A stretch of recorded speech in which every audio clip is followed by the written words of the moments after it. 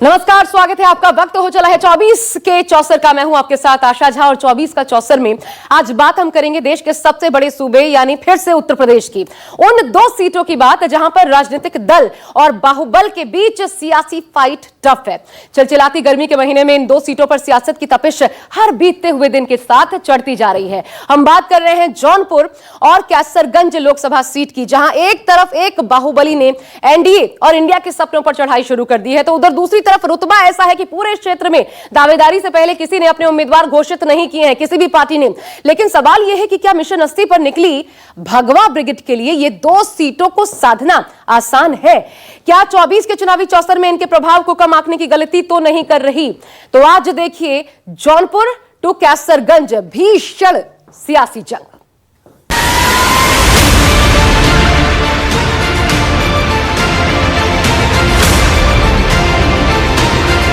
आज अच्छा दिन था तो आई डिड नामांकन। अभी मेरी पत्नी चुनाव लड़ रही बहुजन समाज पार्टी से। अब यहाँ से निकल के मैं सीधे अपने क्षेत्र जाऊंगा और मेरी शुभकामनाओं को चुनाव लड़े और जीते।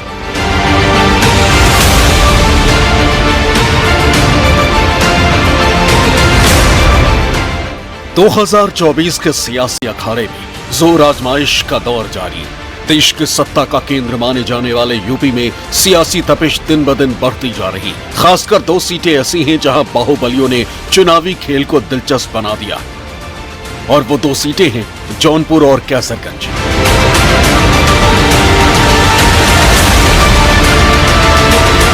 ये वो सीट है जो इस वक्त सबसे ज्यादा सुर्खियों में है। ये वो सीट है जो बीजेपी के उत्तर प्रदेश में मिशन 80 की राह में। बात जौनपुर की करेंगे, लेकिन उससे पहले इन तस्वीरों को देखिए। तस्वीर में दिख रहा शख्स कोई और नहीं बल्कि बाहुबली और पूर्व सांसद धनंजय सिंह है, जो जेल से बाहर आ चुके हैं। लेकिन इनके जेल से बाहर आने से ही जौनपुर में बीजेपी और समाजवादी पार्टी की मुश्किलें बढ़ गई। जिस जौनपुर लोकसभा सीट को लेकर बीजेपी और समाजवादी पार्टी जीत के सपने देख रही थी, उसी सपने को तोड़ने के लिए धनंजय सिंह ने अपनी पत्नी श्रीकला रेड्डी को चुनावी मैदान में उतार दिया है। मौजूदा वक्त में श्रीकला रेड्डी बसपा के टिकट से चुनावी मैदान में उतर चुकी हैं। ठीक चुनाव से पहले धनंजय सिंह के जेल से बाहर आ जाने के बाद अब बीजेपी और सपा की मुश्किलें बढ़ती हुई नजर आ रही हैं, क्योंकि धनंजय सिंह के बारे में ये कहा जाता है कि वो राजनीति के मजे हुए खिलाड़ी हैं और क्षेत्र में उनकी खासी पकड़ भी है। ऐसे में आने वाले समय में बीजेपी और समाजवादी पार्टी की मुश्किलें बढ़ना लाजमी है।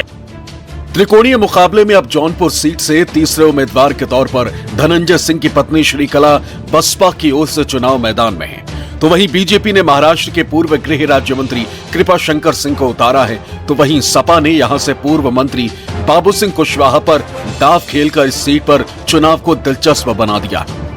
श्रीकला रेड्डी ने बाकायदा अपना नामांकन दाखिल किया। अपने सहयोगियों और वकील के साथ पहुंची श्रीकला ने एक सेट नामांकन किया। उन्होंने कहा कि धनंजय जी बाहर आ गए, आज का मुहूर्त अच्छा है और आज मजदूर दिवस भी है। हमारी सुप्रीमो मायावती भी मजदूरों का सपोर्ट करती। उन्होंने धनंजय के साथ आकर दूसरा सेट भरने की बात भी कही। आज हमारे को बहुत खुशी का दिन है हमारा, और यस आज अच्छा दिन था तो आई डिड नामांकन। Will you file the nomination again? Yes, I will. And at that moment, will ex-MP Mr. Dhananjay Singh will be also Yes, there? he will be there. वहीं जेल से बाहर आने के बाद धनंजय सिंह ने कहा कि वो जौनपुर में अपनी पत्नी के लिए प्रचार करेंगे। साथ ही दावा किया कि इस बार बीएसपी एक बार फिर जौनपुर में जीत दर्ज करेगी। मुकदमा भी फर्जी कायम किया गया था 2020 में मेरे ऊपर। एक करप्शन का मामला था, नमामि गंगे का, और उस मामले में मुझे सजा दी गई थी। माननीय उच्च न्यायालय ने मुझे बेल दिया है। अभी मेरी पत्नी चुनाव लड़ रही बहुजन समाज पार्टी से।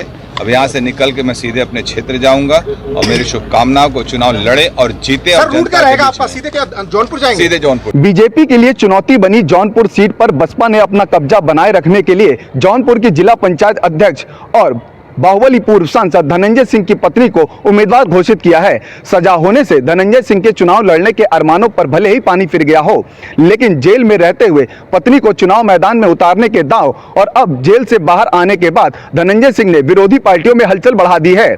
साथ ही चुनावी समीकरण भी बदलता दिख रहा है। श्रीकला को चुनाव में उतारते ही बहुजन समाज पार्टी ने ऐसा दांव चल दिया है जो बीजेपी और सपा दोनों की मुश्किलें बढ़ा सकती है, क्योंकि जिस बाहुबली धनंजय सिंह की पत्नी को बसपा से टिकट मिला है वो 2009 में बसपा से ही सांसद थे। हालांकि उन्हें बाद में पार्टी से निष्कासित भी कर दिया था, लेकिन अब एक बार फिर से बसपा ने धनंजय सिंह को सहारा दिया है। लेकिन धनंजय सिंह की पत्नी के चुनाव में उतरने से जौनपुर का मुकाबला दिलचस्प हो गया है। एक प्रधानमंत्री की योजना उत्तर प्रदेश सरकार द्वारा और केंद्र सरकार द्वारा जो उत्तर प्रदेश का विकास हुआ है, हम सिपाही बन के सब भारतीय जनता पार्टी को हम लोग जन जन तक पहुँचाने का प्रयास करेंगे। और मुझे लगता है कि जो विकास 2014-2017 से शुरू हुआ, बाद 2022 हुआ, अभी 2024 है, इसकी जनता।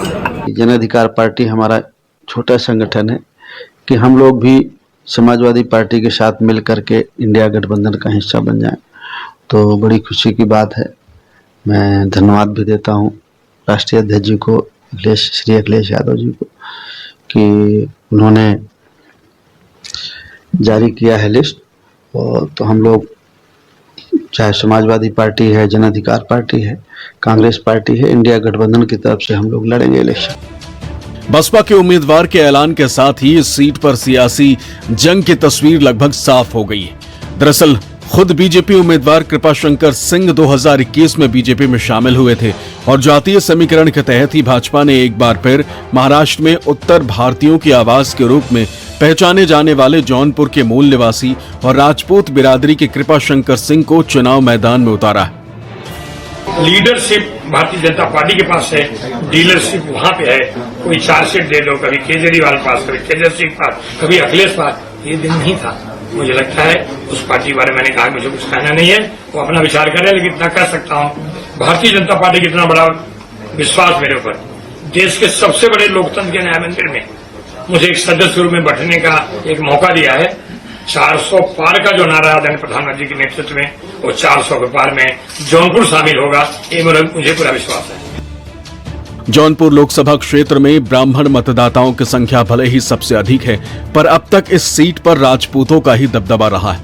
ऐसे में सपा ने बाबू सिंह कुशवाहा को जौनपुर से उम्मीदवार बनाया है। कोशिश होगी कि जो पीडीए का नारा है, जो संविधान की मंशा है, जो बाबा साहब अम्बेडकर ने जिस मंशा से संविधान को बनाया है, हम चाहते हैं कि हमारे देश में संविधान पूरी तरह लागू हो और जो लोग संविधान की वजह से पदों में पहुंचे हैं और उस संविधान को बदलने की बात करते हैं, जनता को उनकी हकीकत पता चले और जनता सही गठबंधन को, जो इंडिया गठबंधन है, जो रोजगार की बात करती है, महंगाई कम करने की बात करती है, शिक्षा की बात करती है।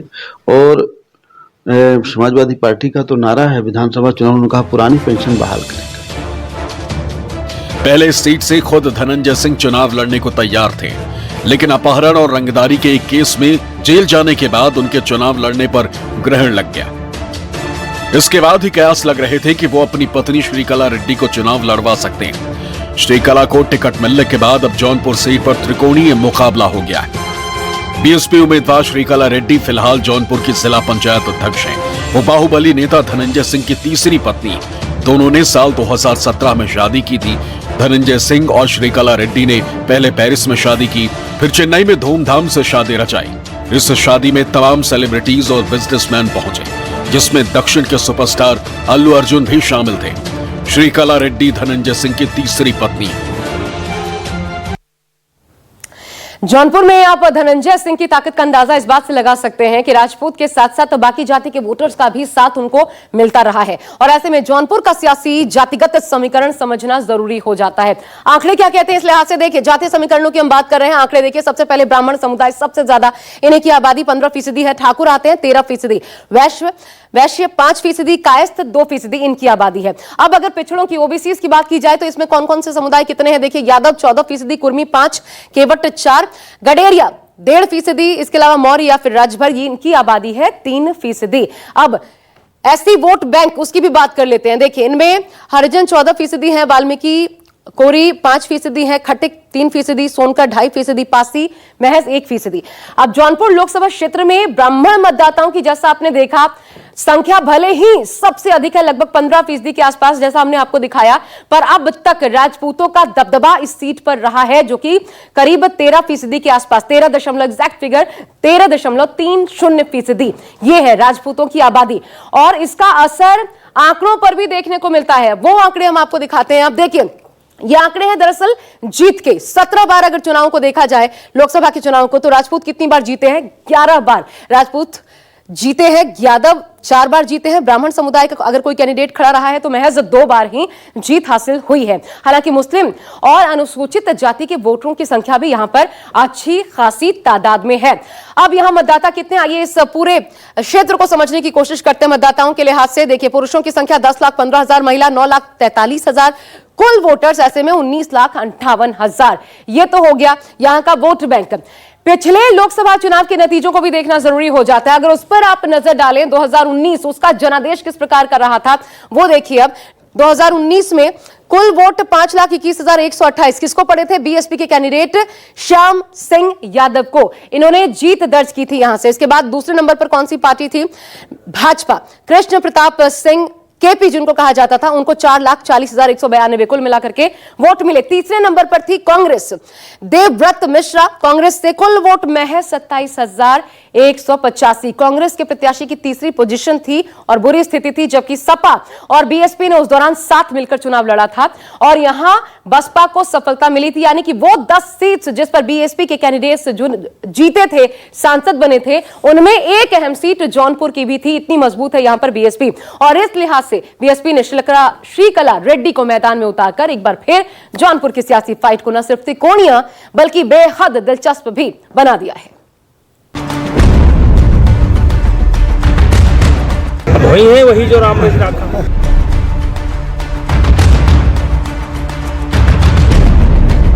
हमारे कार्यकर्ताओं को खुशखबरी कोई बहुत बड़ी मिलने वाली है। भीषण तपिश के साथ यूपी की कैसरगंज लोकसभा का सियासी पारा भी दिन ब दिन चढ़ता जा रहा है। गोंडा जिले में 2 लोकसभा सीटों के लिए जारी नामांकन प्रक्रिया के बीच कैसरगंज सीट पर उम्मीदवारों को लेकर हर गली नुक्कड़ पर चर्चाओं का बाजार गर्म है। इससे दलों का असमंजस कहें या रणनीति, नामांकन को अब महज चंद दिनों का वक्त बचा है, लेकिन कैसरगंज सीट का अखाड़ा सूना दिख रहा है। इससे दावेदारों की भी दुगदुगी बढ़ी।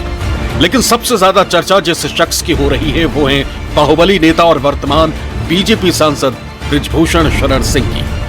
अक्खर देसी अंदाज के नेता बृजभूषण शरण सिंह को लेकर बीजेपी ने अपना रुख साफ नहीं किया। हालांकि अपनी दावेदारी को लेकर बृजभूषण शरण सिंह आश्वस्त नजर आ रहे हैं।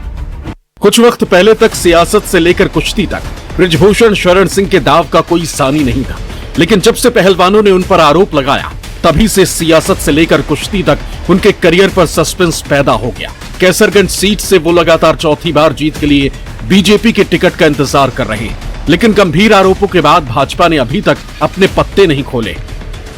यूपी में 75 सीटों पर बीजेपी प्रत्याशी 24 के चुनाव के मैदान में है, जिसमें से 73 सीटों पर प्रत्याशियों के नाम का ऐलान हो चुका है। रायबरेली और कैसरगंज पर चुप्पी है। कैसरगंज विधानसभा लोकसभा के अंदर जो है भारतीय जनता पार्टी की किसी से लड़ाई नहीं। 2,87,000 का अंतर पिछली बार था, इस बार कार्यकर्ताओं ने नारा दिया है 5 लाख।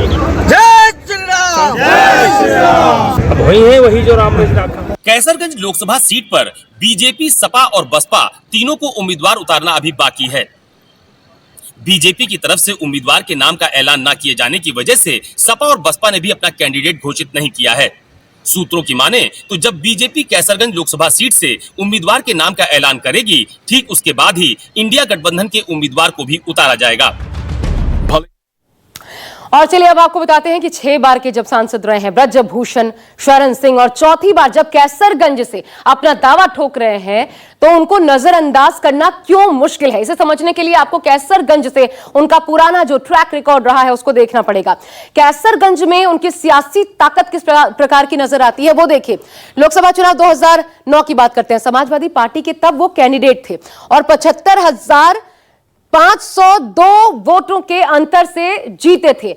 ब्रजभूषण शरण सिंह यानी गोंडा छोड़कर कैसरगंज से लोकसभा का चुनाव लड़ा और 75,502 वोटों के अंतर से वो जीते, यानी बड़ी जीत इसे माना जा सकता है। इसके बाद देखिए अगला चुनाव 2014, पार्टी बदल ली, बीजेपी में आ गए और 78,212 मतों के अंतर से जीते, यानी कि जीत थोड़ी सी, जीत का मार्जिन जो है वो बढ़ गया यहां पर, क्योंकि ये भी बड़ी जीत थी लेकिन थोड़ा सा अंतर पिछली बार से आया। ग्राफ बढ़ता चला गया लेकिन ये बताता है। अब 2019 पिछला चुनाव देखिए, बीजेपी से ही कैंडिडेट थे, अंतर बताता है कि इनका रसूख किस कदर बढ़ा। 2,61,000 के बड़े मार्जिन से इन्होंने जीत हासिल की, यानी कैसरगंज सीट से जीत की हैट्रिक लगाने में कामयाब रहे और यही आंकड़े कैसरगंज में उनके सियासी रसूख को बयां करती है। यानी कैसरगंज में उनकी पकड़ कितनी मजबूत है ये इन आंकड़ों से साफ हो जाता है और यही वजह है कि बीजेपी उन्हें नाराज करने का रिस्क उठाना नहीं चाहती और उनसे लगातार सेटलमेंट करने की जुगत में लगी है। यानी कैसरगंज से उनकी पत्नी और बेटे को टिकट देने की बात हो रही है अंदर खाने, लेकिन वो मानने को तैयार नहीं है। कैसरगंज में ब्रजभूषण शरण सिंह अहम फैक्टर के साथ साथ बीजेपी की सबसे बड़ी टेंशन के रूप में उभरे हुए हैं। फिलहाल एक छोटा सा ब्रेक ले रहे हैं, जारी है 24 का चौसर।